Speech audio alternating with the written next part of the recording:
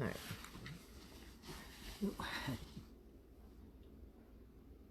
All right, just a second, everybody. I'll get started here in just a second. Give me just a second.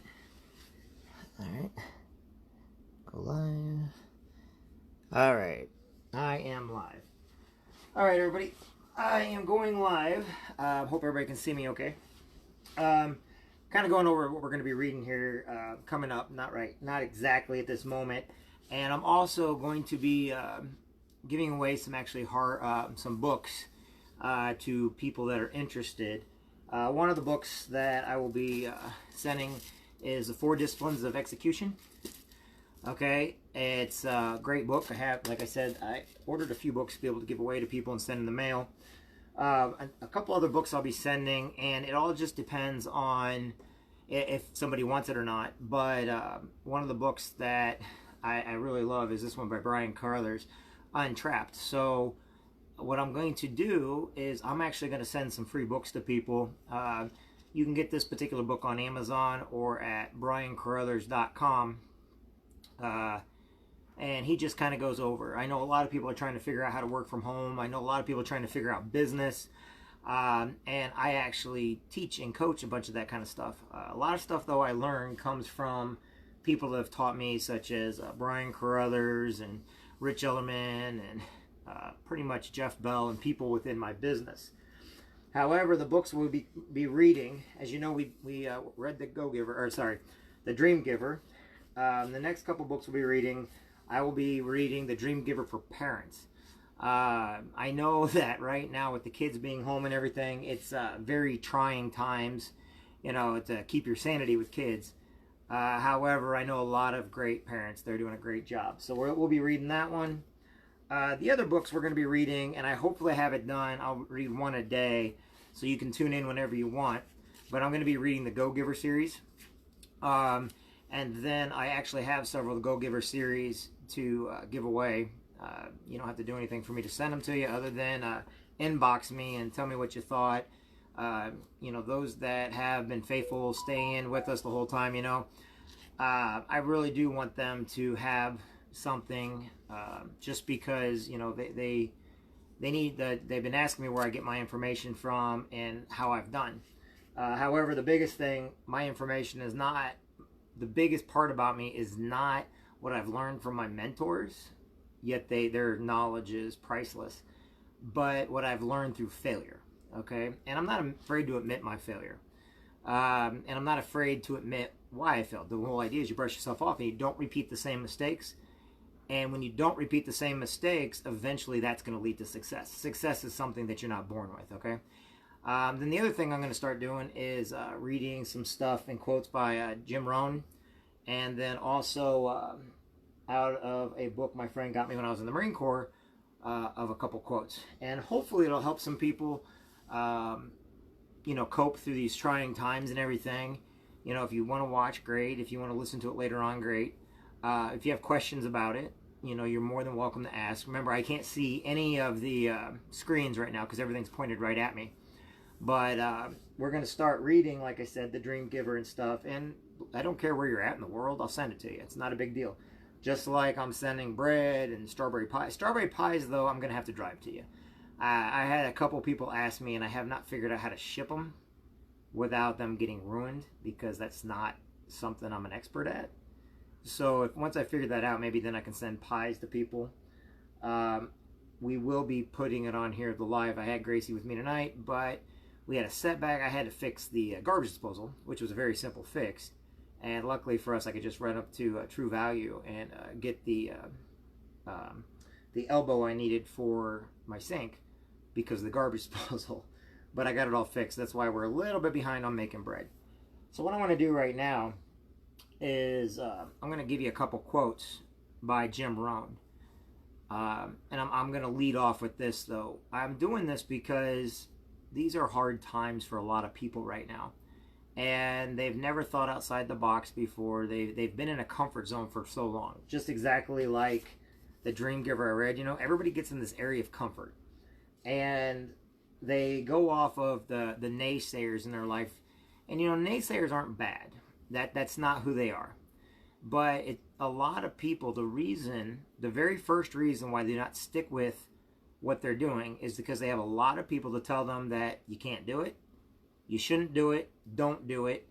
And sometimes they're saying that to us because they don't want us failing, they don't want us hurting.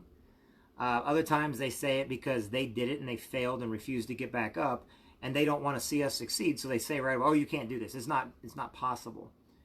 And then the others are people that they don't want anybody to do anything that they themselves should do but won't do.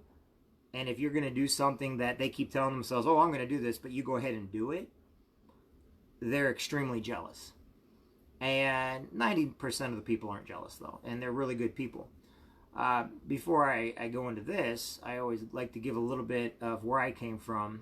And like I said, I started out in the Marine Corps, but before the Marine Corps, I was a lifeguard. I was told I could never be a lifeguard, believe it or not, because, oh, that's the... And I've never liked people telling me what I can and cannot do. And I don't like people telling me can't. I really hate that word. And the reason why is can't actually means won't. So people will not do things because of their own personal reasons. I joined the Marine Corps when everybody says, oh, the Marines are so hard, or, I had every excuse in the world that people told me why I shouldn't join the Marine Corps. But it was my decision. And I'm blessed to have made that decision every day. I loved being in the Marine Corps. I got to do things that normally most people wouldn't be able to get to do. So, I had a lot of naysayers telling me not to do it, or even to this day, oh my God, I can't believe you joined Marines. But then I hear the next person, well, I was going to, or I was going to do that, and they always have an excuse. Well, I was taught excuses are like noses. Everybody has one, and, a lot of times they just smell really bad. Granted, that's not the exact quote, but it's the one I'm going to use. Other things that I did that people said I couldn't do was graduate from college. Oh, you're just, you're so hyper, you can't. Nope, did that too. All right. It took the Marine Corps in order to control me and teach me patience in order to do that. Then I always heard everybody, in the bar scene, I was always the bartender. Everybody said they're going to open a bar. Everybody said that, man, but nobody did it. And the people that owned them never expected to ever own a bar or nightclub. So what I did, no matter how much success or failure I had with it, I went out and I did the research and I talked to some people, and I did. I opened up a bar, and then we outgrew it. Of course, I learned in the bar business, in the entertainment business, there's a lot of gossip. There's a lot of drama. But it's the idea that I didn't listen to the drama or gossip, and I did what everybody said they were going to do. And the people that told me I shouldn't, or don't do it, or you'll never be able to, they're the only ones that motivated me, because I do not like being told I cannot do something just because somebody else wanted to and they didn't. So then I was told I could never open up a nightclub, and I was told, oh, this will never happen, everybody, there's not enough business, or there was always these excuses. Well, then I was told that once I started building the nightclubs, that in my business, I hear a lot of people, they have excuses why they can't do something, just like in the Marine Corps, why they didn't do something. I have a lot of people that come up and give me all the negatives, but they've never once looked at what it is, the positives in store. They don't understand, so they're down on it. They hear different things, oh, everywhere from pyramids to, that would never works, and then when you find out, that's what's called a school cut. Meaning, if you are enrolled in college, you can get out of the military a little bit early in order to go to college. And since I was already past my 4-year mark, within a year of that, I actually got, because there was an involuntary extension, I was actually able to get a school cut. That thing that everybody said, but nobody got. So, like I said, if you don't try, you'll never know. But I've also learned in business, when people are going, they're selling vitamins, they're selling coffee, they're selling legal, they're selling anything in the networking, or even, they never stuck with it. And then they get this, it's funny because everything they do in life, they know they have to earn. They know it takes time. However, when you show them something outside their box or outside their comfort zone, the first thing they do is they go on the defensive and, oh, well, I didn't make any money doing that. Well, how long were you in it? Well, I was in for 6 months. I didn't make any money, or I only made a little bit of money. Great. Brian Carruthers, my mentor, had a good reasoning for that. When was the last time you known a doctor to come right from medical school and, right away start making money? It takes them about 3 to 5 years in order to get in the routine, in order to figure things out, in order to learn again, and that's every business. If people think that, oh, if I'm not rich in 6 months, that means it's a failure. No, it means the person that's saying that is okay with failure. And that's not okay with me. So then, you get these people giving you every excuse in the world why, like whether it's vitamins or whether it's any type of business, they give up. They give up because even though they're told this takes time, you got to develop it. Nope, they have to go right back to cussing and cursing and accusing, and there's no system out there that's perfect. But I'll tell you what, if you want to be successful in any business, you have to give it time. You have to give it patience. You have to understand that success does not come overnight. Okay? I mean, look at people in the Olympics. How hard did they have to train and for how many years just to be in the Olympics? I mean, how many of the ones that were in the Olympics, how long did they train and how long did it take for them to actually beat a record or create a new world record title? They have to be practicing nonstop every day. To play for the NBA, how many years, and starting from high school, whatever else, did people play in order to get to the NBA? It didn't happen overnight. You may be good with your ball skills or dribbling, but in order to to make the money, in order to get on the teams, you have to practice. You have to sacrifice. I do know somebody that was going to be part of the NFL, but he worked himself so hard that he hurt his knees. And he was an outstanding football player, but because he hurt his knees, he couldn't, he basically gave up on himself. Luckily that he had some positive people in his life to pull him back up. So anytime you're doing any type of business, and because it's not working right away, doesn't mean it won't. It just means you're not giving it enough time. Hence the reason why I always give the popcorn analogy. Popcorn needs exactly 3 minutes to pop. And I know you guys have heard me tell this before, but it's true. But if you keep stopping that popcorn to do other things, it's never going to pop. It's never going to pop because you didn't give it the time it needed. You weren't patient enough. What's popcorn unless it's popped, right? But you got to pop it. Otherwise, it's nothing but a bunch of kernels. And you're not going to eat that. Just like, people tell you don't do network marketing and stuff, otherwise you're going to eat it. Well, you're right. You will eat it if you don't give it time. So my encouragement to people is don't listen to the naysayers out there. Don't listen to the people that, oh, I know all the facts. Great. But you're also the one that's holding everybody back. You're the one that's bringing people down to your level instead of taking a hand when people are inviting you up to theirs. I choose to get around people that have been successful. I choose to get around people that, they've had experience. They do know what success and failure is. I wish I could look at more people and look at all their failures. That way I knew I can succeed by not repeating what they have done. And it just makes us stronger. So never give up on yourself. When you set a dream and a goal, make sure it's obtainable. One of my friends a long time ago told me, oh, goals don't mean anything. Well, actually they do if you use reasonable goals. You're setting yourself up to challenge yourself. You're setting yourself up to hit certain levels, to do certain things. And you're setting those goals in order to surpass them. And they just got to be out of hand's reach. But if they're so big, you're right. A dream is just a dream if you don't have the knowledge, logic, and experience. And, I know everybody always says, oh, go for your dreams. No, don't go for your dreams. Go for what makes sense. Go for what you're able to do and build up to it.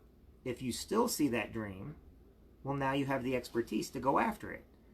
I'm not one of those that's going to be honest with people. People will fail. People will quit.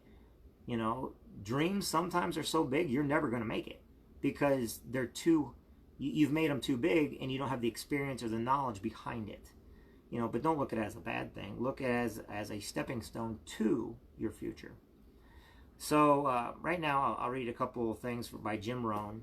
And then, like I said, we will get into the Dream Giver for Parents if anybody wants to listen. I will read the first 11 pages. Okay. And then these are the books we'll be reading in the morning. And since we're doing them live, I will then have the repeat later on my Facebook and YouTube posts. Okay. So right now, this is Jim Rohn. And he was a very, very talented, he did a great job, let's put it that way. All right, Jim Rohn. Let's see here. Let me get into time management. All right. Time is our most valuable asset, yet we tend to waste it, kill it, and spend it rather than invest it. There's only one thing you can never get back in life, and that's time. We can no more afford to spend major time on minor things than we can spend minor time on major things. Time is more valuable than money. You can get more money, but you cannot get more time. Never begin the day until it is finished on paper. Learn how to say no. Don't let your mouth overload your back. Time is the best kept secret of the rich. Something will master and something will serve. Either you run the day or the day runs you. Either you run the business or the business runs you. Learn how to separate the major and the minors. A lot of people don't do well simply because they major in a minor. Don't mistake movement for achievement. It's easy to get faked out by being busy. The question is, busy doing what? So, in other words, you may put on the appearance that you're successful. Oh, you may. But how'd you get there? What did you do to get where you're at? How did you spend your time? So, all right. The first book, let's see. Let's get 11 pages knocked out here. A Parable for Parents. God created you for a higher purpose. This is the most important journey of your life. Pursuing your God-given purpose by Bruce Wilkinson. And this one's called The Dream Giver for Parents. Okay? And we will read, try to read 11 pages. If not, I'll stop at the end of the chapter. In the land of Familiar, not far from here, lived Mom and Dad and their only son.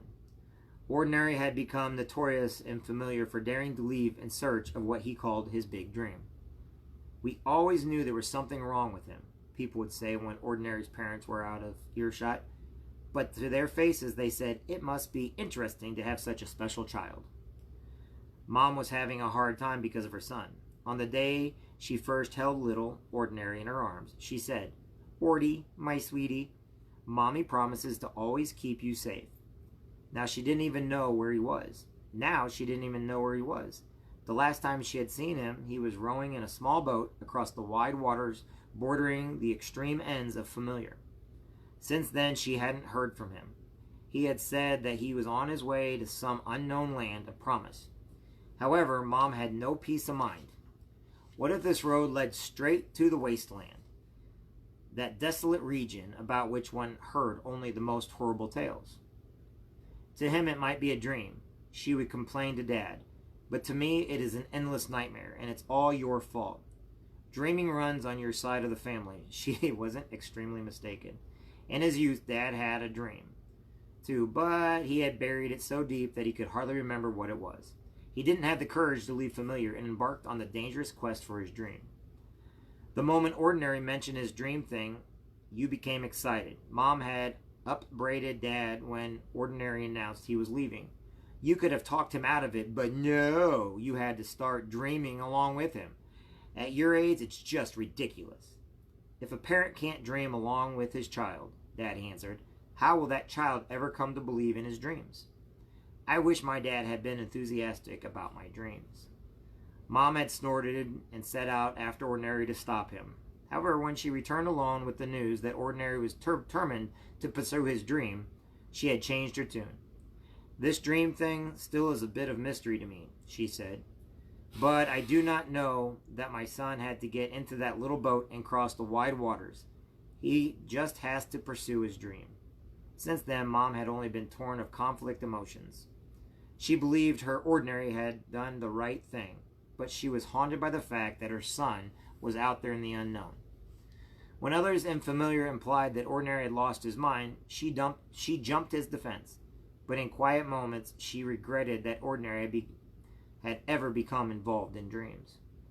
I would have refused to let him go, said her best friend, mollycuddly Mom. Molly coddle mom. If my child has entertained any such notion, I would have stopped her, even if I had to scream or cry or fake a heart attack. No daughter of mine is leaving familiar. It's pure madness.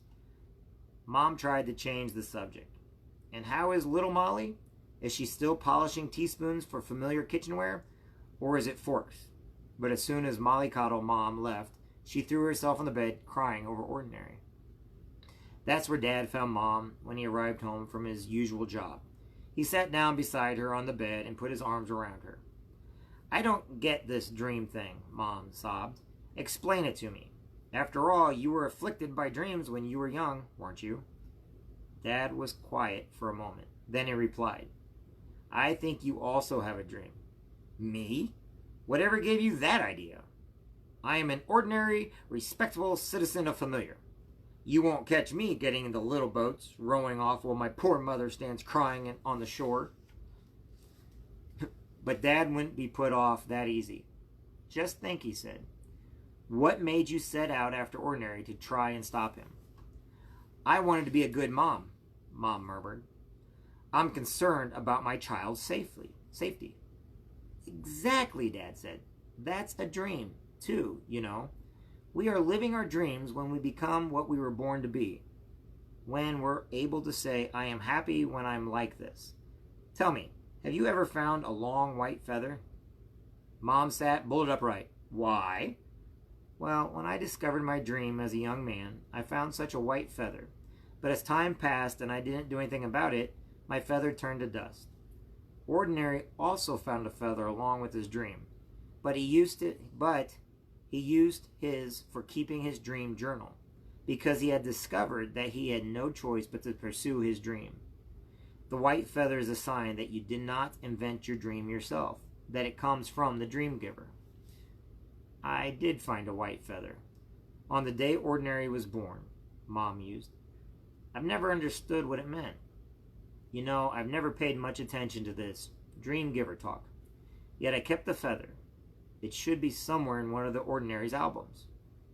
She jumped up to go look for it, and there it was, slightly discolored and tattered, still lying between the pages of the album. She took it out and gently stroked the photos of little Ordinary. I used to tickle him with this when he was little, she murmured. She remembered. Then his dreaming streak is your fault, Dad said, laughing. I should have guessed. But this doesn't make sense. My dream definitely is to be a good mother and keep Ordinary safe.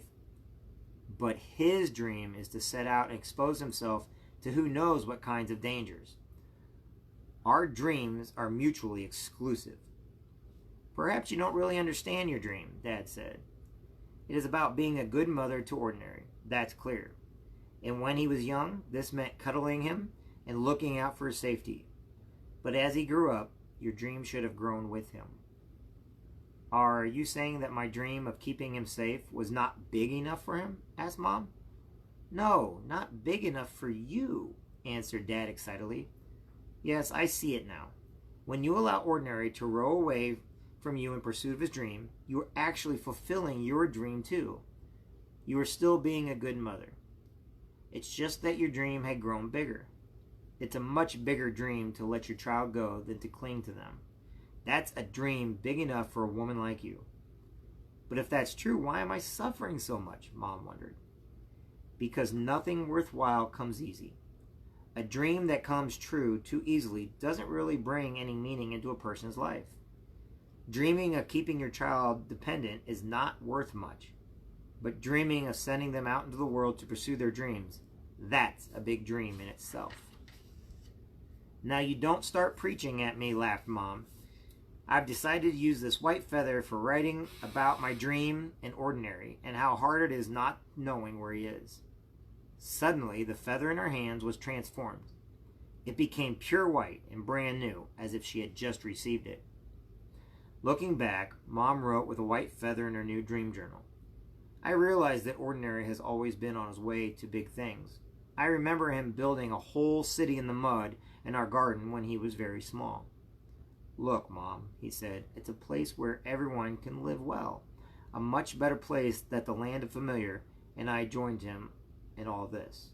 It never occurred to me that I was sharing his dream. Perhaps that's a good thing. She was remembering how Mollycoddle, Mom, used to remark disapprovingly, "No child of mine will ever play in the mud like that," when there was a knock at the door. It was Mollycoddle, Mom. Her face was red with crying. I just don't know what to do anymore," she sobbed as she collapsed onto Dad's recliner. "Little Molly won't eat. She doesn't want to go anywhere or do anything. She says she hates her life. She just wants to curl up and die." Mollycoddle Mom blew her nose. I tried to comfort her, reminding her of her comfortable job. But then she burst out that if it was never another knife in her life, it would be too soon. It was knives she polished, Mom remembered then. Little Molly was assistant knife polisher. But now she seemed to have become dissatisfied. "And you know how difficult, Dad?" Mollycoddle Mom burst into tears again. "All my life I have had to protect little Molly from him. He says the child needs a firm hand and that he'll cut her off if she doesn't stop her nonsense. So I thought I might have a talk with you, because you have a problem child, too, and..." "He's no problem child," Mom snapped back. "I have a dreamer child, and I have to come to understand only lately that following one's dreams is actually what we all should be doing. Perhaps this little Molly's problem. She doesn't like what she's doing. Have you ever tried talking to her about what she would like to do? Maybe the job difficult Dad arranged for her doesn't suit her. If she could do what she loves, she might get a taste for life again. Perhaps she has a dream of her own." "I don't think it's anything that serious," Model Collie Mom said anxiously. "And what's the point of asking her what she wants to do? For goodness sake, we're her parents. If we don't know what's best for her, then who does? Polishing knives is honest work." Mom suddenly had an idea. "Would you like to read this?" She held up her dream journal. "I actually didn't intend for anyone to read it, but perhaps it will help you." She pressed the journal into Mollycoddle Mom's hands. No one spoke for a while as she sat reading. At last, Mollycoddle Mom broke the silence. "I think I know what I have to do. I'll have a talk with little Molly about what she really wants. Just like you, I want to be a good mother, but I don't always know how." "You'll learn along the way," Mom assured her. "That's what we all have to do." The following afternoon, Mom was writing in her dream journal when Mollycoddle's mom appeared once more at the front door. This time, Lily Molly was with her. "So much for dreams," Mollycoddle Mom burst out. "Do you know what the child wants to do? She wants to draw. And you don't understand. She doesn't want to draw useful things like new designs for knives. She wants to draw other people's dreams. She has a white feather just like yours in Ordinaries, and she thinks that she could help people understand their dream if she talked to them about it and then drew it for them.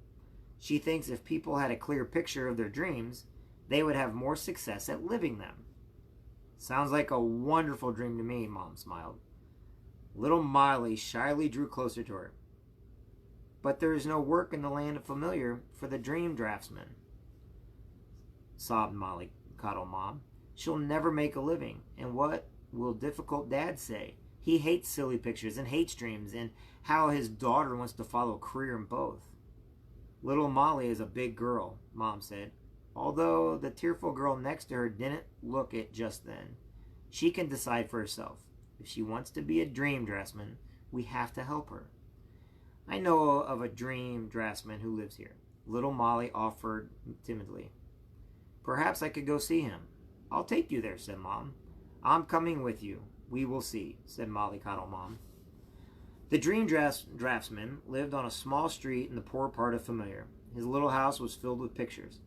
"How did you think up all this?" asked Mollycoddle Mom, stunned. "I don't think up anything," explained the dream draftsman. "Dreams are created by the dream giver, who puts them into the right people's hearts. He gave me the gift of helping people see what dreams he has for them. They understand their dreams better if they have a picture of what they look like." He looked at Mom. "You're Ordinary's mom, aren't you?" He rummaged around and took out a few pictures. Ordinary asked me to draw his dream before he went away.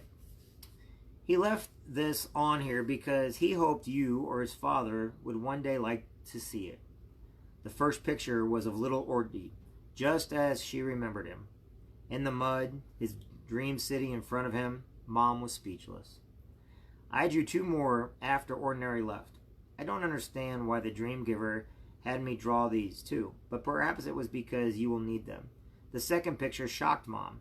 It showed Ordinary walking around a rundown city surrounded by thin, hungry-looking children. Yuck, said Mollycoddle Mom. Doesn't look like much of a dream picture to me. But see how happy he looks, exclaimed little Molly, as if she's exactly where he needs to be. This is the most beautiful picture I've ever seen.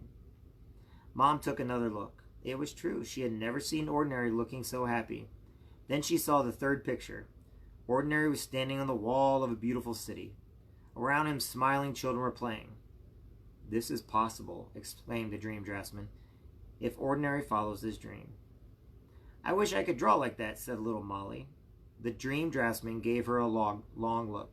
Then he said, You will. He turned to Mollycoddle Mom, and you will too. Mollycoddle Mom blushed flaming red. I didn't dream a bit a long time ago, but... Mother accused little Molly with a laugh. You never said a thing. The two began talking excitedly to the dream draftsman. Mom stood there, hugging Ordinary's 3 dream pictures. Nobody noticed her leave and take the pictures with her. Back home, Mom put the dream pictures away with the white feather in her dream journal. Then she heard the front door open. She walked quickly to the door. It was Dad, and he had a stranger with him. The man was emaciated and looked sickly. His eyes were dull and his hands shook. Dad put an arm around Mom's shoulders. Darling, he said, this is Turnabout. I am afraid he has some very bad news for us. Ordinary? Asked Mom. Turnabout nodded, but did not look her in the eyes. He can't be dead. I know he isn't dead, cried Mom. I know we have known. I would have known. When I saw him last in the wasteland, murmured Turnabout, he was thin and his clothes were ragged, but he was alive. The wasteland, cried Mom, but he was heading for the land of promise. The land of promise? Turnabout laughed gruffly. Yes, didn't we all believe that the old story? Take it from me. I too entered the wasteland hoping to reach the land of promise. There is no such place. That's one of the reasons why I turned back. If the land of promise doesn't exist, where is Ordinary now? Dad wondered. When I last saw him, he was on his way back to the Valley of Giants, replied Turnabout. No one can overcome the giants. I've seen with my own eyes how they kill. I've seen with my own eyes how they kill dreamers who are trying to defeat them on their way to the land of promise. But what about the dream giver, Mom asked. Isn't he supposed to help dreamers overcome the giants? The dream giver? Turnabout's voice dropped. I also used to believe in him, but he did not relieve my suffering in the wasteland or show me a shortcut out of there or remove the giants from my path. I sometimes think he doesn't care what happens to us on the road he told us to take. Perhaps he doesn't even exist. But you did say that Ordinary was still alive, Mom argued. There's still hope. No, I'm so sorry, whispered Turnabout, so softly that she could hardly hear him. I saw the giants, and I saw Ordinary. I can't imagine him having any chance of surviving the Valley of the Giants. But he was still alive, Mom insisted. That evening, Dad and Mom sat talking in the dusky living room. It's all my fault, he said. I never learned. I knew dreaming was dangerous. That's why I didn't go through with it. But then I go and encourage my son to embark on a crazy journey to follow his dream. I never should have trusted the dream giver. Mom said nothing. She sat paging through Ordinary's album, longing for those little boy arms around her neck. She felt like nothing she could say would make any difference. Suddenly, she remembered the dream pictures. She went to get them and showed them to Dad, telling him what the dream draftsman said. Dad sat looking at the pictures for a long time. At last, he said, They're only pictures. They're not reality. The reality is that I allow my child to suffer through the wasteland and indirectly sent him on an impossible mission in the Valley of the Giants. Pictures are just pictures. But the truth is that I have cost Ordinary his life. I don't know. These pictures give me hope, Mom said. I believe that the dream giver gave the dream draftsman this picture to draw so we would know that Ordinary will reach the land of promise. I trust the dream giver. Before, he was nothing more than a name to me. But I have learned something through all of this. I've learned that he really is with us, and I believe he is with Ordinary too. We can't be there, but he is. Just pictures and empty talk, muttered Dad. I know exactly what I'm going to do. I'm going to write in my dream journal.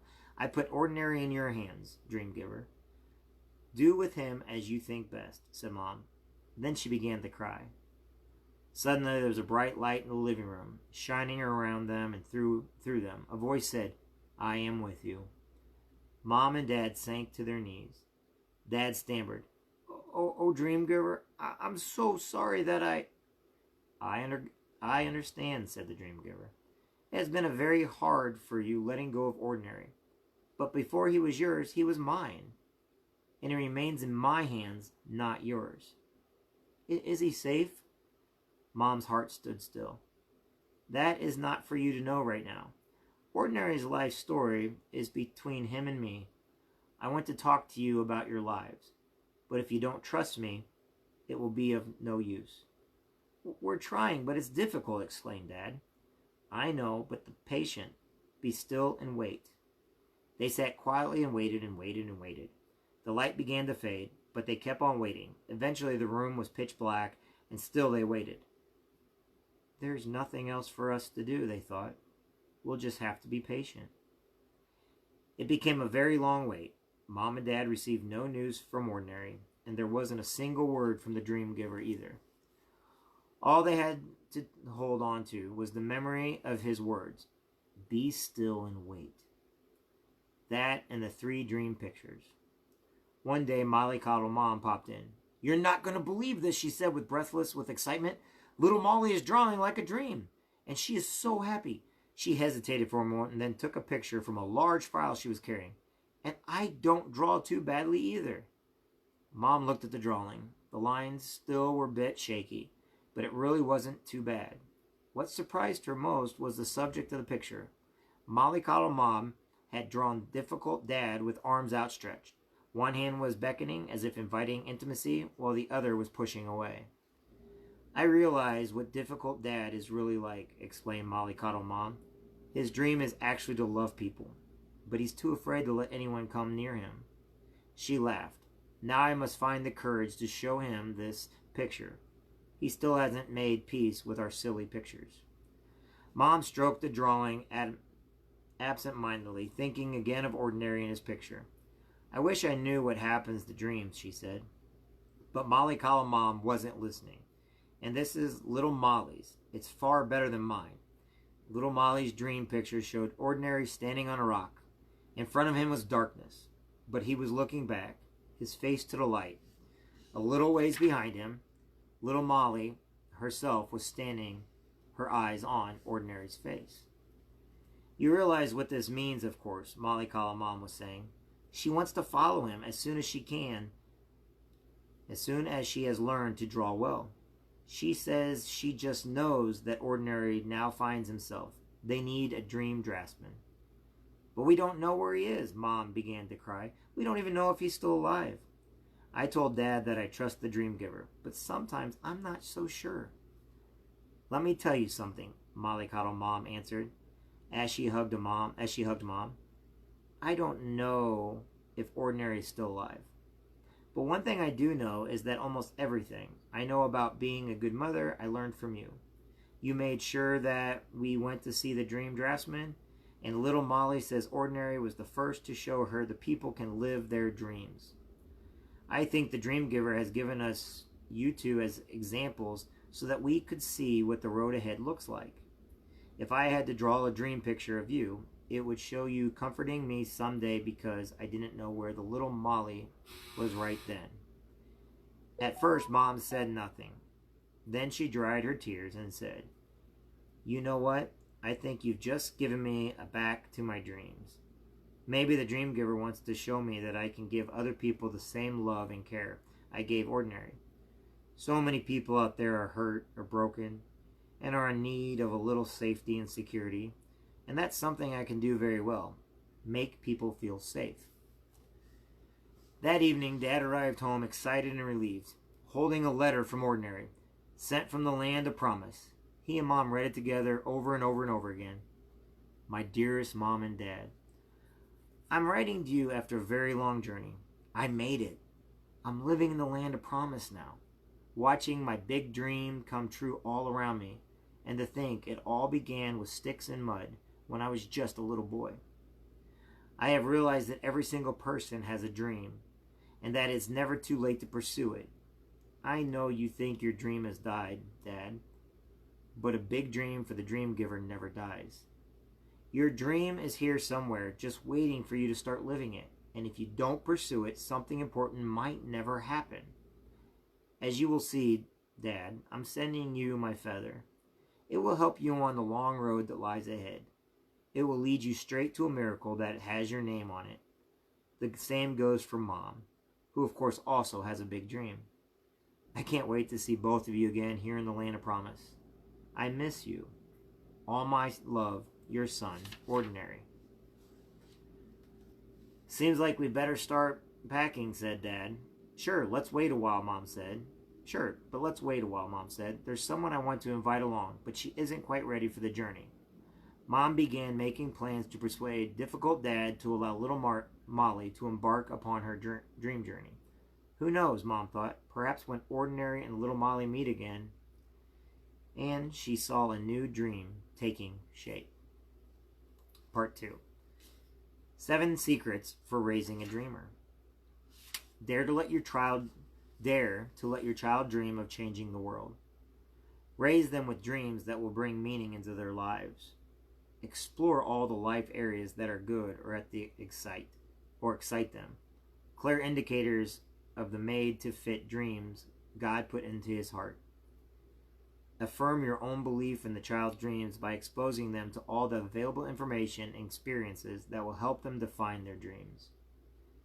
Make use of every opportunity to help them learn from role models, positive and negative. Encourage your children to rely on the dream giver as the only guide who will show them how to shape their dreams to fit in with God's big dream for the world. Remind them that following your dreams demands perseverance, tenacity, and creative problem solving. Secret number 1. Dare. Dare to let your children dream of changing the world. Teach your children that things can change. The same child whose thoughts you influence in this way eventually will change the world. Of all the wonderful things my parents taught me, one stands out above all else. They believed everyone can make a difference in the world. They taught me I could choose to live in such a way that after my death, people could say the world was a better place because I had been there. It is unthinkable that one could be born, marry, have children, and die without having done something, however small, to change the world for the better. She has reached her 30s, but she is still struggling for direction. Life plainly is getting her down. There are dark rings under her eyes. She looks tired. Once you get her talking, her bitterness becomes evident. My father always told me I was nothing and would never amount to anything. And now I believe it too. Consider this case. A young learner experienced one setback after another. He used to be an excellent athlete, but injuries from a car accident left him out of the action for 6 months. Then, just when he was able to start practice again, he broke his leg. The doctor said he could consider sports only after another 6 months. But by then, he would have finished school. Although this was a huge disappointment, he insists, I will run again. How could he be so full of hope, so certain? My mother gave me my new running shoes for my birthday. If she believes I will run again, then so do I. One parent crushed any dreams his daughter might have had. The other affirmed her son's dream. In the dream giver, I emphasize some truths about people and their dreams. Everyone has a dream. You do not have to create your dream yourself. Every person's dream is unique and important. Dreams are meant to be lived. Don't you want to guard these truths for your children? Do you remember the day your child was born? You just knew God had a special plan for this little person. This is your sense that God builds a life dream into each one of us to become what we were meant to be. I don't know how you feel about your child today. Perhaps you're excited about his sports achievements or her academic success. Perhaps you're worried about wrong friends or bad habits. Maybe you feel that you don't know your child anymore. The years might have dimmed your memories of what that first moment you held your child.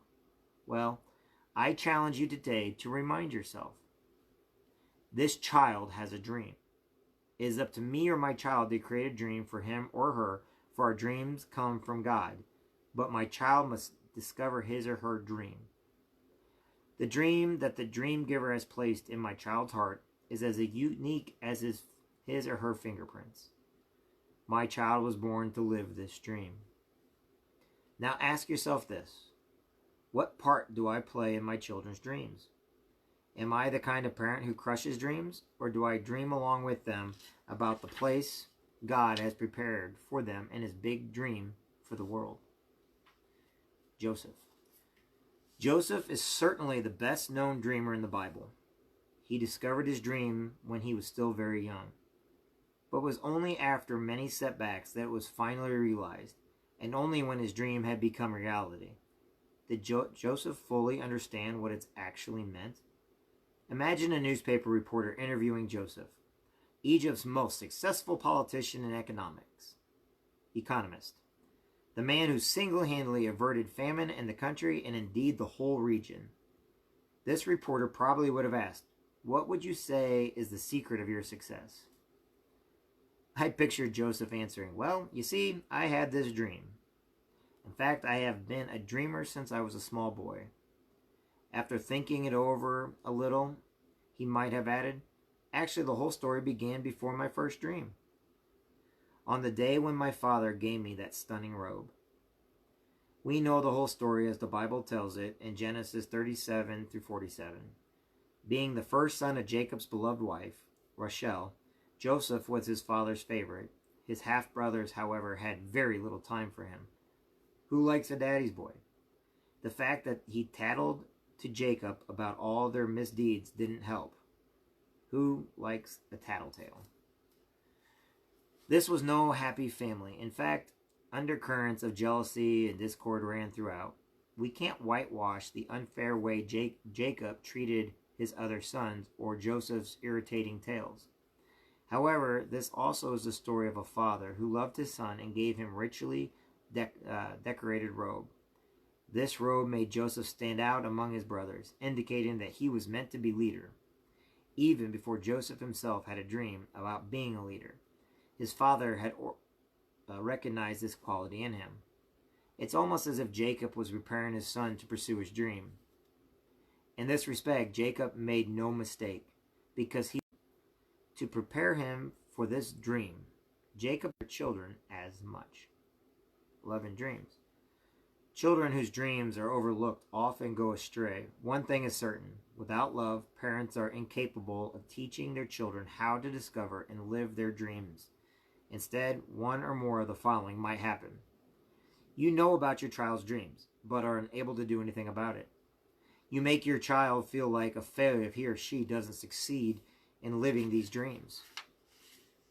You ignore your child's dreams or even crush them. You force your child unfeelingly towards making his or her dreams come true. You impose your own dreams on your child. Most parents surely would answer, "Of course I love my child."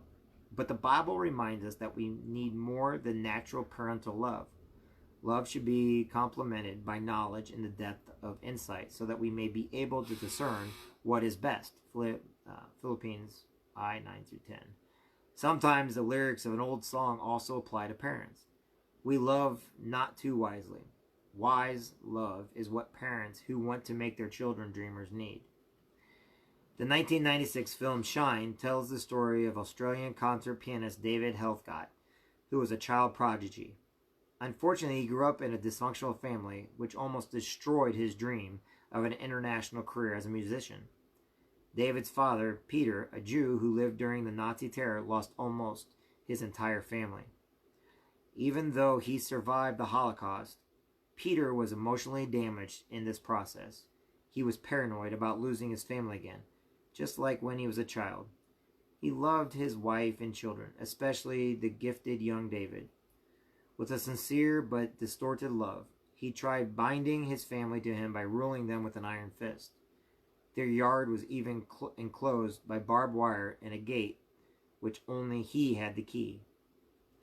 David's sensitive young life was further complicated by his father's obsession with his talented son winning every competition, no matter what the emotional cost, with absolutely refusing to let David compete internationally. Peter was so determined to stay in control of David's dreams that he steadily denied David wonderful opportunities by forbidding him to accept scholarships studying in America and London. In spite of his love for his son, Peter Helfgott did not have the insight to realize that he was stifling his son's dream. When David rebelled at the age of 19 and decided to go overseas, his father cut him off completely. His demoralizing childhood, being rejected by his father, and the emotional strain of trying to prove himself as a pianist finally resulted in David suffering a complete breakdown.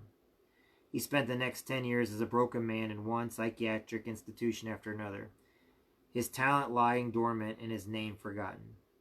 Without the love and encouragement of an exceptional woman who accepted David's broken spirit and eccentric nature and helped him rebuild his dream, David Helfgott never would have been able to shine again and inspire the world with his phenomenal talent. So what does wise parental love look like? In the first place, wise loving is willing to get to know, understand, and enjoy every child for the unique person he or she is. Be prepared to spend time with them peacefully without making them feel that they have to do something to impress you or that they are making inroads on your valuable time. I am reminded of the little boy who one day asked, Father, an extremely busy businessman, how much he earned per hour. When the father at last gave his son a moment's attention, it was only to reply with irritation, Really? What you have to understand of such things? Really? What would you understand of such things? When the boy timidly pressed him for an answer, he barked, Let's say $35 an hour. Over the next few days, the child offered to clean the swimming pool, mow the lawns, and do all sorts of chores for spending money. He even mowed the neighbor's lawn and washed their cars. He began delivering newspapers, too, and on one morning on his way out for his delivery round, he ran into his father, who also was up at dawn and on his way to work. The boy grabbed the opportunity to ask his father to wait a minute. He wanted to fetch something important from his room to show him. Impatiently, the father answered, Just make it quick, I'm in a hurry. The child came running back to the already moving car. Here's the $35 I've earned so far, Dad. Please may I buy an hour of your time this evening? Wise love will convey this message to a child. You are so important to me that I just want to spend time with you, to be with you in pleasure. That's why I have time for you. Darlene Marie remembers how we came to understand this with our own children.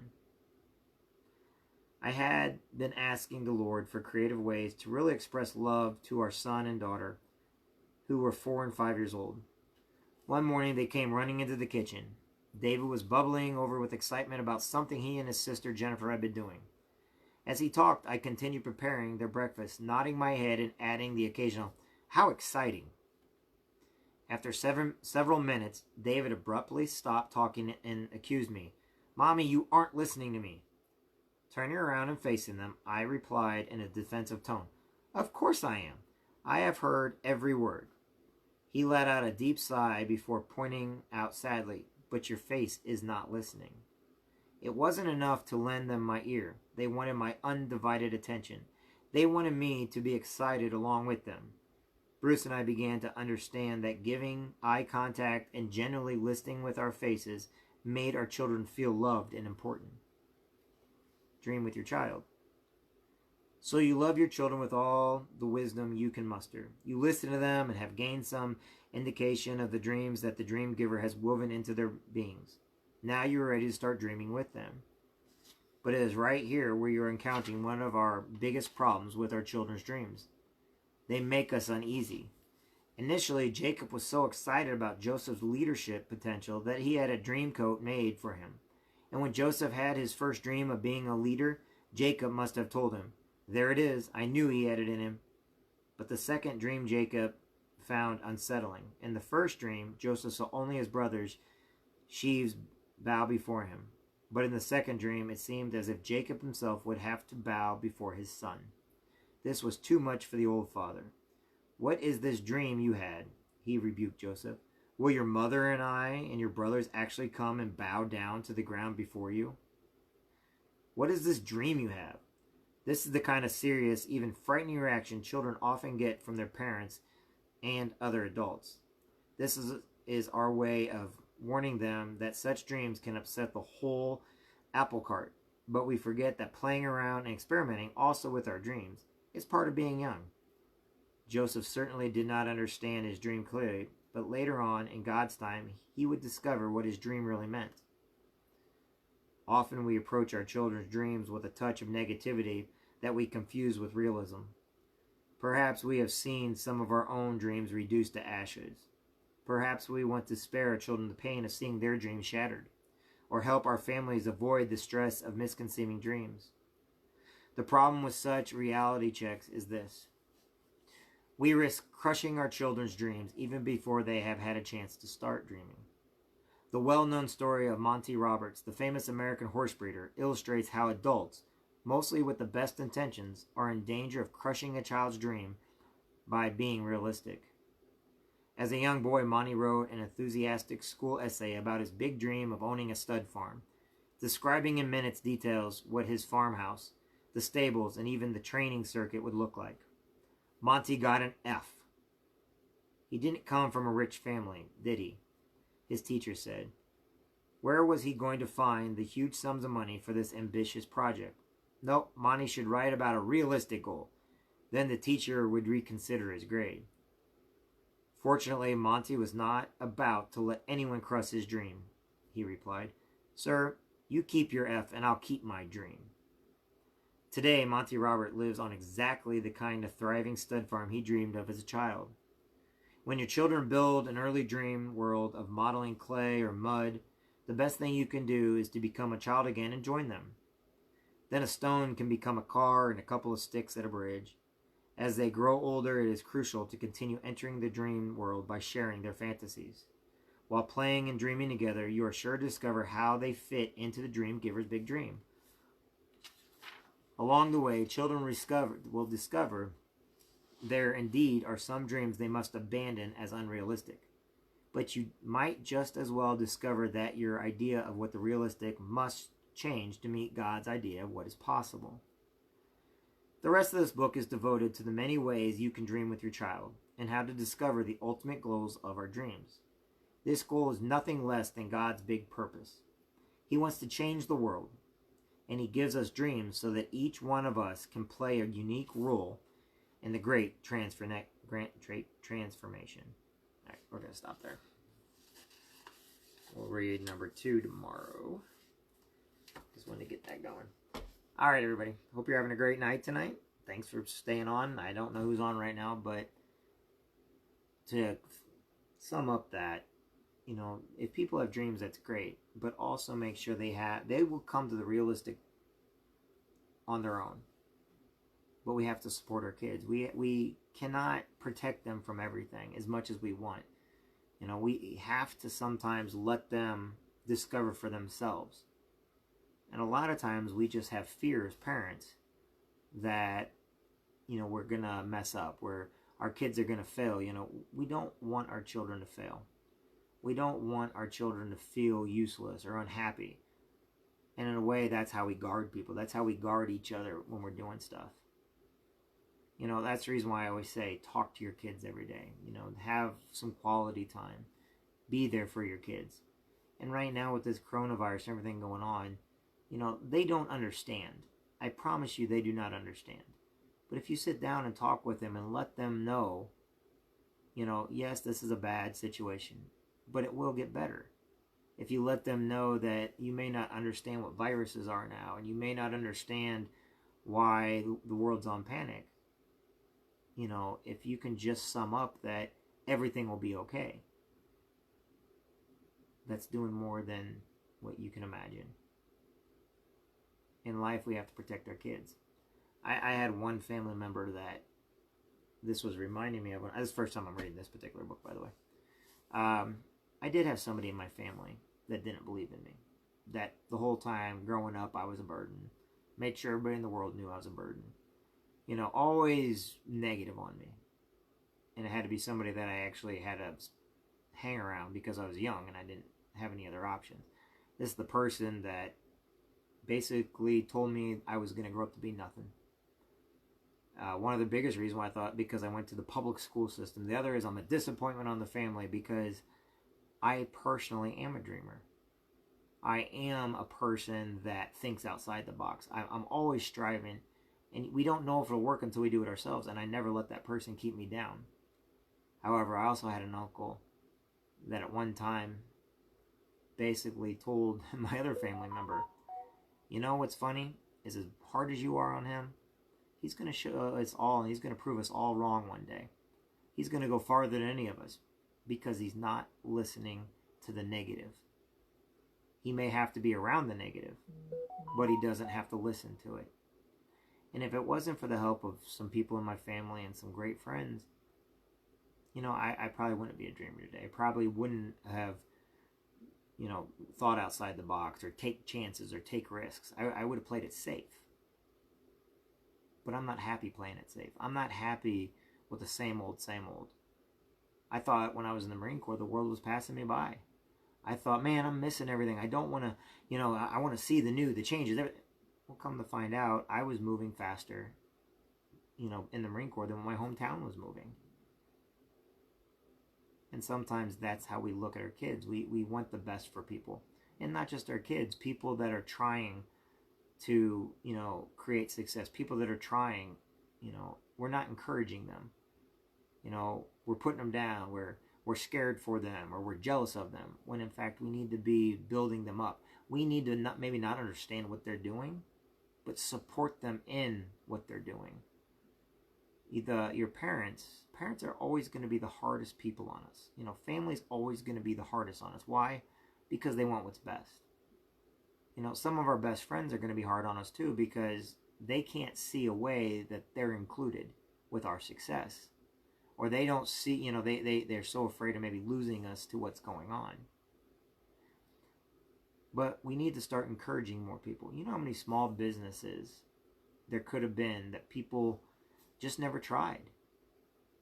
You know what? They could have made it, but because people kept them back, they never even tried. You know, I always give it an example. The reason why is because so many goals that never got accomplished. So many fortunes that could never be realized. So many medical miracles that we could have today. But because people were afraid to walk outside their box, we're never going to have that now. Because they died not happy. They died never chasing or going after or attempting to do something outside their box. And we'll never know anything about those people anymore. We'll never know that somebody could have found a cure for something. We'll never know, you know, the fortunes that could have been made. The lives that somebody could have saved. So even at times where it's hard, sometimes we need to suck it up and, you know, even though we don't understand it, support those around us. Like I always say, go where you're celebrated, not tolerated. And sometimes you have to break away from family and friends in order to go around people that are going to celebrate you. Sometimes you're going to have to go and get around people that have done more than you or have had more experiences than you, because they've learned to pull people up with them. So, like I said, you know, sometimes people have PTSD, we need to approach them. We need to, you know, see what we can do for others. And kindness is always going to rule the day. All right, everybody. I'm Jeffrey Jansen. I will talk with everybody soon. I hope you all are having a great evening. Like I said, we'll start reading the other books later on. And like I said, hope I don't bore you too much. So, you guys have a great evening, and I will talk with you soon. Have a good one, everybody.